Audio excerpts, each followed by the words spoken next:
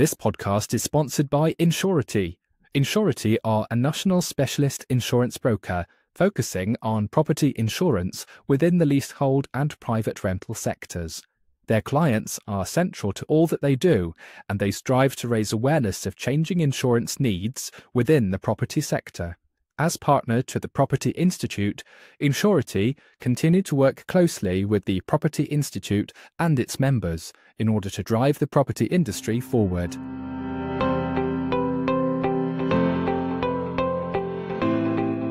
Welcome to another episode of Beyond Four Walls, the podcast where we break down barriers, challenge norms and explore the human side of property management.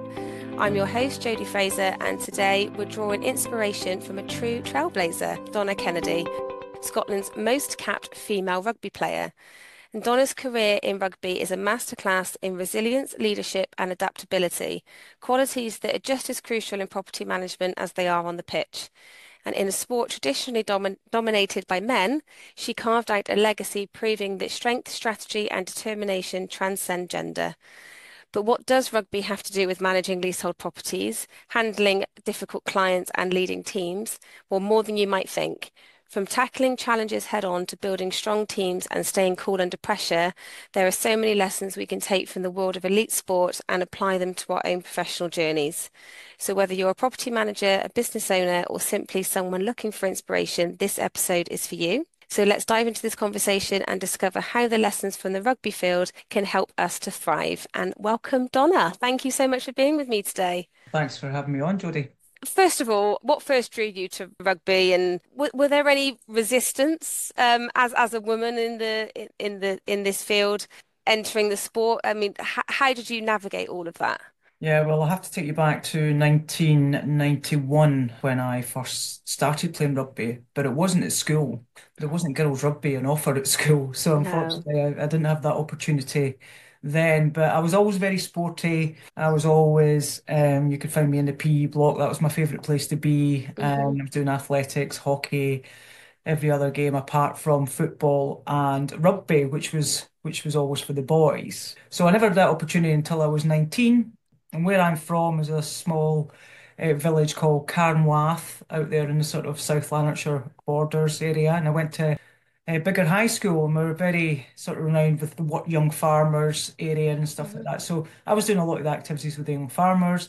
And Bigger Rugby Club wanted to set up a women's team because they already had a men's team in situ. And they thought, well, who better to ask? But we'll ask the girls at the young farmers to ask. Hmm. We said yes, and then within 7 months, Scotland were setting up their international side, and yeah, that was the start of my journey for my rugby career in 1993, and played my first international with Oh, no idea where my career was going to go. I Or mean, it sounds incredible, like everything you've achieved as well. But how did you, in terms of it being very male dominated, as you went through everything and over the years, how did you navigate that? Was it difficult for you? Not necessarily difficult, but I think you have to keep asking the questions of why not? Why Mm, can't girls play rugby? Because you mm, would always get that thrown back at you. You would always get the silly comments of, do you tackle? Are the laws the same? Is there any changes in the game or anything like that? mm, So you just have to keep challenging back and challenging in the right way. Because you can't meet sort of negativity with negativity. So it was always a matter of, well, come and watch us play. Come and see what it's all about. Back then, the game was in its infancy. It was mm. played at rugby clubs that took on a women's team or in university. So we were really at that sort of, as you mentioned earlier, the trailblazing sort of era of women's rugby, to where it is today, basically.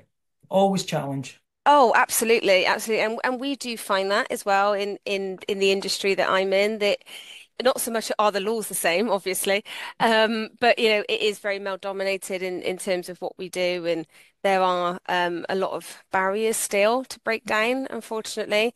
What kept you motivated then, other than clearly the love of the sport itself? Is there anything else that kept you motivated when there were fewer opportunities in recognition for women's rugby? My teammates round about me, the other trailblazers that were there, setting up women's teams, because we wanted to grow the game and we Mm. wanted to make that game on offer to so many other women out there that wanted to play the sport because what we got back from it was just amazing, as you can imagine, the camaraderie, the culture, just that social element of it as well, and like-minded people. There's not many women that back in the day thought that they could play rugby, but again, we challenged them and said, "Come down, have a training session, and see if you like it." Very similar, I imagine. You just have to open the doors for people and Hmm. help them walk through it. Yeah. Give them the support. So, and it's making people aware that because a lot of people weren't aware that there was a women's team, in some of the rugby clubs back then, and it's just helping them create that and helping them stay within the game, which I'm sure you could, that's very similar synergies that you would have in your sector. There's some great organizations that, there's Doyen, there's Women in Residential Property, and, trying to bring us all together. And, so it's not about competition. And, although we are technically in competition with each other in terms of we're all different managing agents, but as women, we're one, and it's great that we've got that. But can you recall a moment within your career that when you realised that you'd made a lasting impact on the sport? Hard to pin it down to Mm, one, but I would probably the momentous one was when I got my 100th cap. So I was the first female in the world to get 100 caps. If you were talking about first female, even Scottish player to get 100 caps out of male or female players. So that for me was, it's quite a poignant point to say, look, this has been a journey that I've been on. It's been a lot of hard work to earn this 100 caps because there's not many people who get one cap, never mind mm, 100 caps. So for me, it was about inspiring young people and just showing other people what you can do. Because as I said earlier, I had no idea where my rugby career was going to go when I first picked up the rugby ball. But what I did know, I was bloody yeah. determined when I did. Yeah, absolutely. And that kind of goes on to my next question, actually. But in terms of, do you feel that still women have to work harder to prove themselves? I think it's definitely changed. It's on a journey. I think we should always push for more because I don't think it's always seen as being equal. Even now, when I look at rugby, we're going to be having the 2025 World Cup will be in England, and it'll be the biggest World Cup since the first one, way back in 1991. So, and we still have to push doors open, but you have to do it in the right way. And I will always say that, you want allies along the way. You Of don't want course. to make any enemies along the way. And that some people will come with you and some people won't come with you. But as long as you are very sure in that journey that you're going on, it will happen. And the most Mm, common thing that we'll get is about, spectatorship. Is it going to be, with the media coverage? But now the media coverage, given the fact that the World Cup is here in England, then we're looking to have the final at Twickenham, which it will be, and have a sellout stadium. That's just phenomenal, but you just yeah. have to keep working hard at that. You've got to just keep pushing those doors open. Yeah. And throughout your career, did you ever feel like I'm sure you went the extra mile anyway in everything that you do. You're clearly that sort of person to always give your best and take that extra step whenever you needed to. But did you feel like you needed to go above and beyond in order to gain respect in rugby, or is it something do you think that was was already there? I mean, can you explain that to me? But Does no, that? no, it wasn't necessarily there. But we did have good early support from male coaches, some male players that obviously saw potential in us and supported us. So we had a cluster of people that really took us forward and believed in us because Mm, that's where it starts, isn't it? You need someone that's going to believe in you and help you take it somewhere along with obviously your own aspirations with that. But mm, could it have fizzled out? It could have done, but it grew. And I think that's something that just shows with a bit of belief in people. And actually, I do think sometimes that you have to ignore a lot of gets said because sometimes it's just drivel. It's just something that's there's no evidence to show that can't happen or Mm, It couldn't happen, and why couldn't girls play rugby? We just kept saying, why can't we play rugby? Because it's yeah. a men's game. Why is it a men's game? So you Mm, keep on asking those questions because there's no reason for it just to be, as we mm, call it, a boys game. And we did a yeah. documentary about it. There was a documentary about it. It's called Not Just a Boys Game. Oh, brilliant. Again, it's just showing people in the right way to what you're all about. You Yeah. know, and it's not trying to be nasty about it because sometimes it can be because you could get derogatory comments and whatever, but it's how you deal with it, because that's the bit that you can control. Because Yeah. that will always happen. I completely agree with Yeah. you. And I think, when we say that, we want to be seen and to be heard and to be respected and all that kind of stuff, we're not saying that's because we don't want men to do what men do and we don't want men to shine as well. We just want to do it as well, and want to be equal and we want to be seen to be equal. And we want the male allies to help us along the way. And but as I said, this isn't about um this isn't about pushing men down so we can become higher. So, It's about collaborative work together. 100%. Yeah. So And just try not to be different because we're not men. no. I mean, I wasn't a male rugby player, I was a female rugby player, Mm, and there's differences. So it's celebrating both, to absolutely. what a male would bring and what a female would bring. And it's working together, as you say. So rugby obviously requires quite a lot of resilience, both mentally and physically. And in terms of the career path that you've got now, how do you apply that resilience in what you're doing today? I think we overthink a lot of things because everyday life we have to be resilient. Hmm. Anything we're doing in our private lives, where we've got a family, partners, parents, whatever it is, we function well day to day. But for some reason, we walk over the work threshold and we start to label ourselves and see ourselves differently. So I think sometimes you have to look at what you do well within your day-to-day life Hmm. and look at what those crossover skills are. And it's just slightly adapting from home, Hmm. personal, into work and Yeah. take the pressure off ourselves because all those skills are adaptable. God, if Yeah. you've got kids, you've got the best negotiating skills in the world. So Gosh, I think. absolutely. Yeah. I've got a Absolutely. 5-year-old and it's, Totally. every Well, second. exactly. If you can get your 5-year-old and communicate with a 5-year-old, you can communicate with anybody.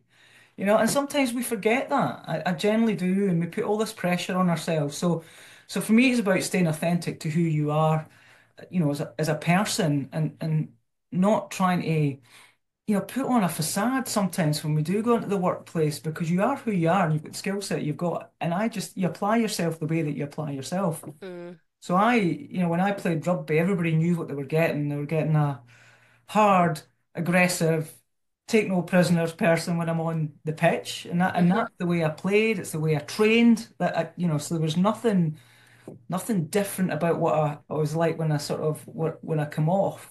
Everybody knew what Mm, I was getting, but at the same time, I didn't apply myself like that everyday life when I was in at home. I was quite a sort of calm individual, but I just knew I had to perform as well. You know what I mean? So hmm. when an athlete, you train and prepare for that, so you are resilient. All that preparation that's there. So what I'm saying is, don't forget about the preparation that you have in your everyday life, because you can take that to help you to build resilience.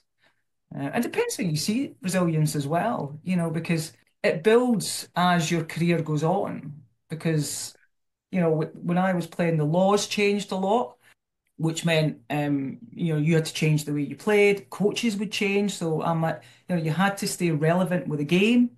You had to stay relevant in performance because one coach might decide that you're not right for their team, and that could be the same Okay. in any business. So if you've got someone or a partner or a line manager and decide actually they pick someone else. It's the same as a team. You're picking as a leader, you're picking people that you want to have on your team, and it's the same with rugby because they Mm, like to play in a certain way. You have a certain style that they want to play, and you might not be suited for that position as well. So yeah. you've got to stay up to speed with the game and all the changes as well. And it's the same with business. Yeah, of course. Businesses change. So don't be a dinosaur is what I say. Go with it. You've definitely you've got to Mm. change with the times. And there's no way I would have had my career if I hadn't changed with those times. There's constant changes in what we do. Legislation is changing all of the time, and you do have to keep up with it. Otherwise, not only are you going to get left behind with your knowledge of the industry, but you're going to leave your clients behind as well in terms of the safety of their homes. So, yeah, absolutely, being adaptable and resilient is just, you just got to keep going, haven't you? Can you share an experience where you had to bounce back from a setback?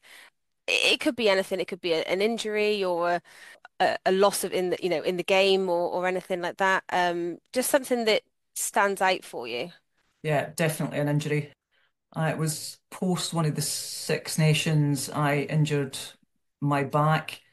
That could have been a career-ending injury, Okay. and that was a poignant moment for me that I had to decide at that point to either walk away. This was 2005, I think it was. It was just before the 2006 World Cup that we're going to play out in Canada, and it was either going to be an operation to fuse the lower back, or I could have intensive rehabilitation Hmm. and do it conservatively rather than operatively. Right. So I chose to go down the conservative route, and I had physio every day, twice a day. So Wow. I had to stick to that because that was the route that I chose. And if I wanted to get back playing, that's what I needed to do. So it was about 12 weeks Hmm. worth of that rehab to get me Wow. back. And even I sit here talking to you, I can still feel pain in my Oh gosh. my lower back. But I didn't, I made that choice that I can either walk away from this or I can put in the hard work that needs to be done to try and get myself back. And it still might not have worked after that, the conservative treatment. But yeah, that was a defining moment for me. And I mean, obviously, you've explained there how you dealt with that physically, but mentally, that must have been tough on you. The thought of that could, as you just said, that could have ended your career, something that you clearly loved more than anything in the world. But yeah, how did you cope with that? Well, you go through all you've got to recognize it, right? You can't hide your emotions and your feelings. And I think sometimes a lot of people try and ignore stuff, and it's like Mm-hmm. I allowed myself to accept that if this didn't work, Donna, then it could end your career. Mm-hmm. And if that's the case, then what else would you do? What else would you do to keep yourself within the game? Because being a player is one part of it. You become a coach, you could become a referee, so you could still stay connected in a different way. And I suppose that's the same way, if you're looking in your sector, it doesn't even need to be the current job you're in. You can look at other avenues, within the sector that Yeah. you could do. And that was what I was faced with. But I actually just went through those options. But thankfully, Mm. playing option was still available to me. But I think you've got to allow yourself to go through that motions. You Yeah. can't hold it back because otherwise you're not fully aware of what's happening to you, and then you're always in denial and Mm. allowing yourself to go through that process of emotions because that's what it is. Your mind needs to go through. You need to allow that to happen. Yeah, definitely. And I know personally, I've been through phases of my career where, I think that the path that I'm on is the only path that I can take. But actually listening to you now and some of the things that, I've gone through over the last few years, I just think actually, certainly in my industry, it's such a broad industry and there's so much that you can do. So yeah, it's just it makes me feel quite emotional actually thinking that you don't have to just be stuck in that one little bit. You can make so much of your career and the best of your career. So yeah, thank you for sharing that. Well, I had to apply it again, Jodie, because I actually did retire in 2010, Hmm. but it was my choice at that. I was 38 at the time. That was my fifth World Cup I'd played in. But I knew at that point my body couldn't take any more. So Hmm. I was accepting to that fact that I needed to stop playing at that time. But again, I had to go on another journey as well because with having 17 years of international rugby, having all those friends and everybody around about you, the structure, the weight training you're doing. So, you'd wake up and you knew exactly what you'd be doing day to day. Hmm. And suddenly overnight, I wasn't Donna the rugby player anymore. Yeah, So even though it was your choice, it's still my difficult. choice, yeah, it's because you label yourself, Donna the rugby player, and everybody knew me as Donna the rugby player. Hmm. I would get appointments when I'm going in to see the veterinary clients I'd go and see, and they would say, "Oh, it's Donna the rugby player." It's always, but then suddenly you go through that process of I'm not Donna the rugby player anymore. So I hit a massive void. Mentally, it was really tough. Mm. I was depressed for a long period of time. Had to go on medication. I had to Hmm. go and get counselling professionally to help me through that. Also had to see a sports psychologist as well to try and Okay. help me over that and through the void as I explain it. But I then had to see myself differently. So I wasn't Donna the rugby player anymore, but I was Donna the wife, Donna the Mm. mum, Donna the businesswoman. Again, you're seeing yourself. You've got to explore those options. I was Donna the coach because I did coaching for a while as well. Hmm. That's what I did when I retired. So as long as you know what's coming, that's what a big thing is about preparing for that part of it. It's just and it's something we do now because we've set up the Scottish Thistles Rugby Clan to help the past, present, and future of Scottish women's rugby Mm. because rugby is not a career forever because your body does have a limit, but it's about Yeah. preparing yourself, for that future. So that was a very, very tough time for me mentally and physically. But thankfully I am through the other side and there is light at the tunnel, definitely. Yeah. Yeah. Well, thank you for sharing that. Yeah. It's, I'm sorry that you went through all of that. I mean, it must have been, I completely get it as well. It's your choice or not when something is taken from you. You just think, oh, I, I'm not ready for it because I'm sure you would have continued for many more years if you could have done. Is the body allowed? Exactly, exactly. And sometimes you just have to make that decision. But Mm. everything you do, you're still Donna the rugby player, to many people, I'm sure. But yeah, I mean, in terms then of sort of leadership skills and that sort of thing that you're able to bring to the table now, obviously with as a senior player, what lessons did you learn from rugby in order to be a good leader? Well, the key thing is everything lies in communication. Hmm. I'm a great believer because when I was coaching, the first thing you would say, what's the principles of rugby? You would chat and say, good communication. I'd go, right, communication is a given, right? You cannot play rugby Mm. unless you communicate. For me, it's about that effective communication, more I'm on your right, I'm on your left, to be a lot clearer and understanding, a lot more concise in your Hmm. communication. So that definitely comes into the business side of things for me. Also the teamwork as well and that collaboration because it's recognizing on a team.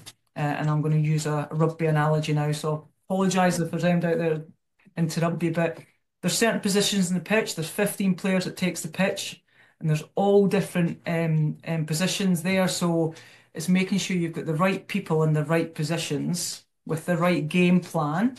So Hmm. in our words for business, it's a strategy. And then at the same time, it's then having, like your attack strategy, your defense strategy, any training sessions that we would do to make sure you're preparing for it to take the field or whatever opposition you're coming up against. But more importantly, is preparing for when things do go wrong. Because Yeah, in rugby, you can't attack all the time. There's a bigger majority of the game that you're not going to have the ball, so you have to be in defence. For me, it's taken a lot of what we did from a rugby perspective and all the strategies and the game plans we had there and applying that into business. So there's yeah. just make sure you've got your game plan and the right players on the pitch. Okay, sounds good. Yeah. Thank you. Swapping over to conflict. How do you handle conflict within the team and either between teammates or managers or, the coach or the referee? How did you handle that? To be fair, I mean, there's issues in every team, isn't there? And there was Hmm. issues because only one person can take the field in that number of jersey that you're going to take, and there could be three or four people that want to wear the same Hmm. jersey as you. But it's about how you behave as an individual as well, and show that if you're the best person to take that jersey, you take the jersey. But there was cliques, definitely cliques. Within that, some groups would go off and prefer to be in certain people's company. The coaches obviously would have opinions on players. But the most important thing is that if anything really came up that was going to be disruptive towards the team's performance, Hmm. it was making sure we had that culture of being able to air any issues that you have now. We had a senior leadership group in place, so if you felt as a maybe a younger player coming in that you didn't want to go straight to the coach, there was someone else that you could go to and have a chat with them, Hmm. or you could then go straight to the coach after that, or that player could take it to the coach for you. So we had, I suppose, layers in place Hmm. of that support network round about to help deal with any of those niggles, as I call them, that go on Hmm. within the team. But if you do not address them head on, then these little niggles turn into a volcano, and you get eruptions going on all over the place. So if anything I've learned from definitely from the playing field and going into business is that you have to put those fires out. You have to deal with it straight away, or it Yeah. will start creeping into performance all over the pitch. And that's the same Mm. with business. It'll creep in all over. Well, absolutely. And how can you work as a team if you've got all of that in the back of your mind? It just doesn't work, does it? There's going to be healthy, I call it healthy conflict. You want that. You want that in performance. And then we wanted that as a team because, we were training against each other. As I said, everybody wanted that one jersey, but there was that respect. We all knew that, there was the one purpose that we were all Mm. achieving to get, what I mean? And that for us is a Scotland jersey and performing and winning for Scotland. So Yeah. it's setting out those objectives, those goals. It's the same. It's that mission and purpose, isn't it? In any business, it's what you feel part of. Because the other analogy I have used a few times is like, if you're in a team, you're wearing the jerseys, right? Say we're all wearing the blue jersey. You don't want someone off there that's wearing a red jersey going the wrong direction. You can try and bring them on, but sometimes if that person is not on board, then it might be right to let that person go.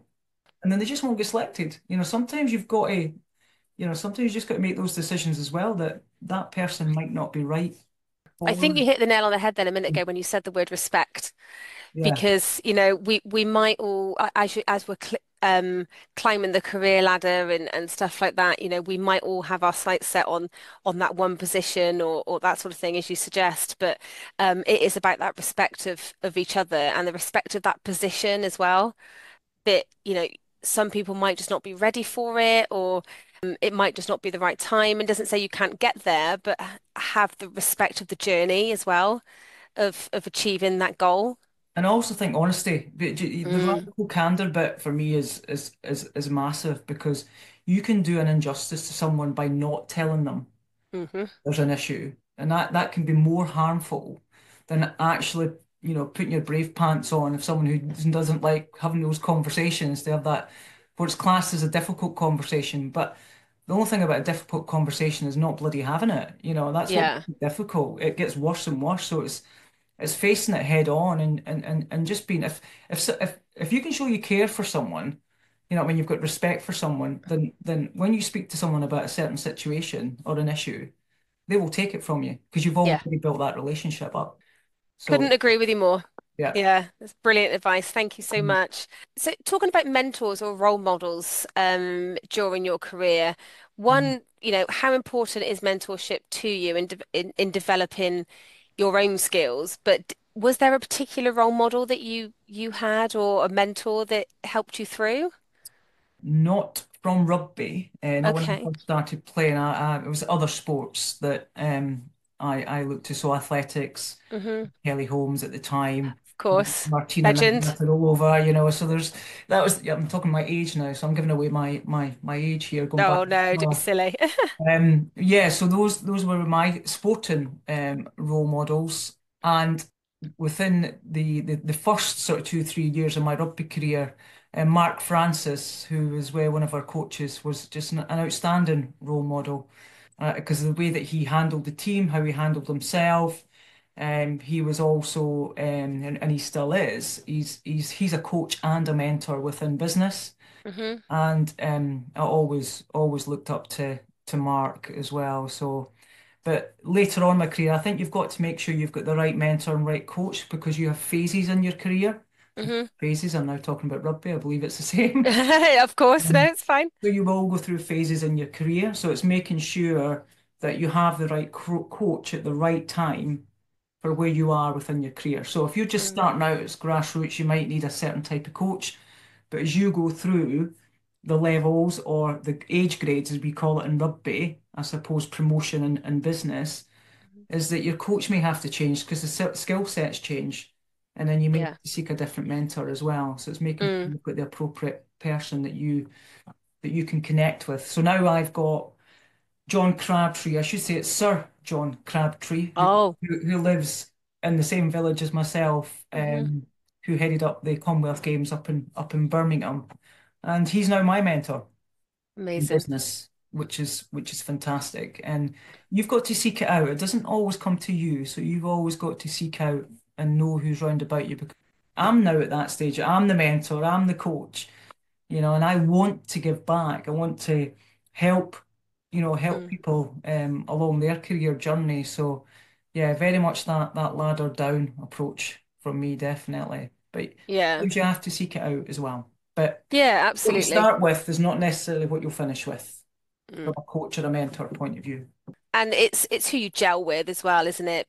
Yeah, Because you might find somebody that and it works in, as you say, that part of your life for, and that could be for 10 years. You just don't know, do you? But I think for certainly for me, I can be a bit complicated sometimes in terms of, how I feel about things. I can get very not overly emotional necessarily from a, crying all the time perspective, but I feel everything. And that's a bit of a neurodiverse thing for me. And finding somebody to support me with that was a challenge in the beginning because it's, you don't want to just just get on with it type of person because actually yeah, sometimes I just need to sit with that feeling and I just need to understand why I'm feeling the way that I'm feeling and then I can move on. It's not about whinging. Yeah, I feel every emotion for a lot of the time. yeah. So yeah, it's finding somebody who you gel with and who gets you as well. Absolutely. Yeah, and it's because that's you, it's authentic you, and that's how you work. That's how you perform. Sometimes, as soon as you accept that, then woof, I bet you're off. So it's Yeah. probably something that you have to go through. And dare I mention the menopause?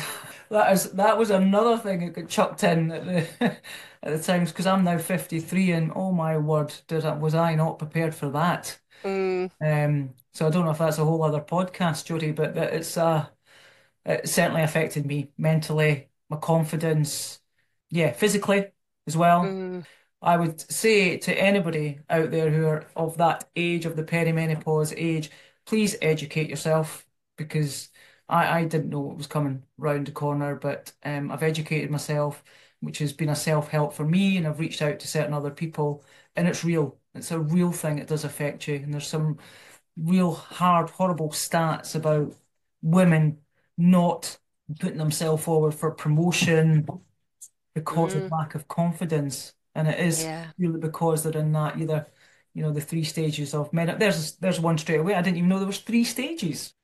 So Yeah. there you go. I'd say definitely educate yourself on that. Oh yeah, absolutely. And as you say, yeah, maybe for another podcast, but at the same Maybe. time, for somebody like you who has always been very much in control of their health and well-being and physical health as well, Yeah, to then hit menopause and for your body just to, I mean, it sounds like it failed you really if you're really struggling with all of that stuff. And I'm 42 in October, so I'm sure I'm hitting that perimenopause age very, very shortly, if not already in it.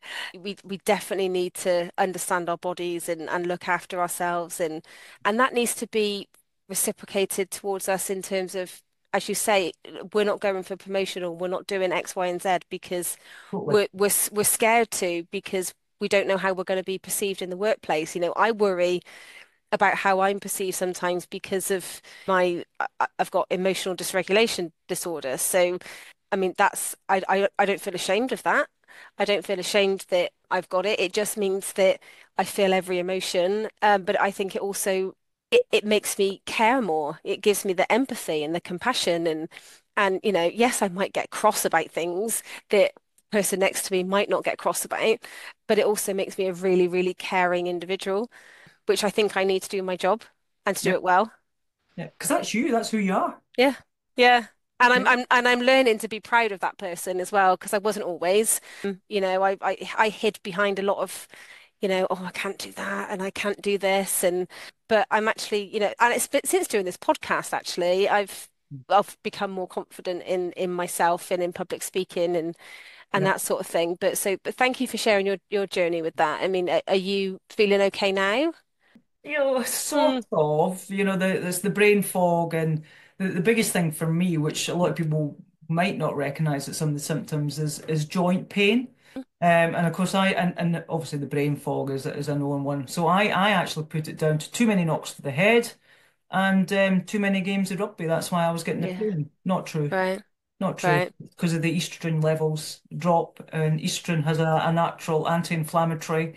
So Mm, this is where I get the joint pains, particularly in my Achilles and in my hands. So it's very, look, it's got certain points that it attacks my body. And the mental okay. belly is real, by the way. It's definitely real in the mental belly, but there's certain things you can do to help yourself with that. And one is accept it's happening to you. I think that was one big for me is that acceptance and the awareness side of it. You touched on as well, I think, about if you're telling yourself that you can't all the time, that this, especially this is from my sporting career, is the internal narrative that you're telling yourself. Let's be kind to ourselves. What are we Yeah. saying to ourselves? The simple, if you say I can't, the simple thing about taking away that apostrophe in the T, Yeah. two simple little changes, I can, Mm, it's a massive difference. But it doesn't happen overnight. Do you know, this is skills that you just need to relearn yourself to keep telling yourself that internal narrative. How is it serving you? And if it's not serving you well, what can you do to change it? yeah. Great advice. Thank you so much. Just a couple more questions before I let you go. If Yeah. you could go back to your younger self, what piece of advice would you give yourself? I have been asked this a few times, I'm and sure. I tend to I definitely give the same answer because I think you've got to enjoy it more, immerse yourself, be present, because I probably gave myself a hard time a lot of the times. I was always overcritical about my own performance, but enjoy it would be my main thing, and be Mm, present yeah, because things don't last forever. they certainly don't. Yeah, And I can be a bit of a nightmare with it, constantly on your phone or checking, with your family, but you worry that, as a business owner, I also then worry that I'm missing something correct. not particularly exciting, I'm sure, but I don't want to miss an email. I don't want a client to think X, Y, or Z of me, but actually, I should just be in the park with my daughter and not worry about it. So yeah, it's de definitely be present is a great one. And finally, what legacy do you hope to leave on the rugby world and the world in general? Well, I mentioned earlier that myself and a few other ex-international rugby players set up the Scottish Thistles Rugby Clan, which is an organisation that helps to support the past, present, and future of the game. And that's part of the legacy that we want to leave to make sure that we can help support women coming through the game, especially in Scotland, but all over basically. And from a business perspective, I now do we have our own coaching business, and we help, Brilliant. especially in the veterinary sector, but we do non-veterinary sector as well. But it's just to pass on all the experience and years that we've had with regards to the sporting side of it and the business side, and giving back and helping people and businesses to be the best they can be. I think, and for me, I've always said it's about believe you can achieve. Absolutely. Brilliant. All Well, right. I'll put all your contact details and everything in the show notes. Amazing. Yeah, Brilliant. Thank happy. you so much for your time. And yeah, Thank you. Appreciate it as well. See you later. thanks. Bye-bye. Bye Bye. bye. Thank you so much for taking the time to listen to my latest podcast. You can find me on LinkedIn and Instagram. The links are in the show notes. Or you can contact me on Jodie@jodiefraser.com. For more content and updates, don't forget to subscribe to this podcast on your favourite platforms. Thank you once again for listening. Until next time, take care.